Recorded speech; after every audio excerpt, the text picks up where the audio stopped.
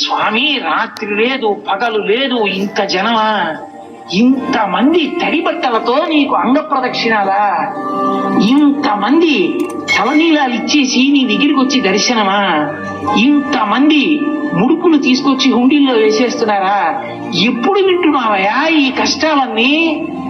కళ్ళందుకే ఇలా నామాలు పెట్టేసుకుని నిద్రాముద్రాం నిఖిల జగతి రక్షణే జాగరూకం అని దక్షిణాయనంలో పడుకున్నవాడు అంతరంగంలోకి చూసినట్టు వచ్చే వాళ్ళ మనస్సులు చూస్తాడు.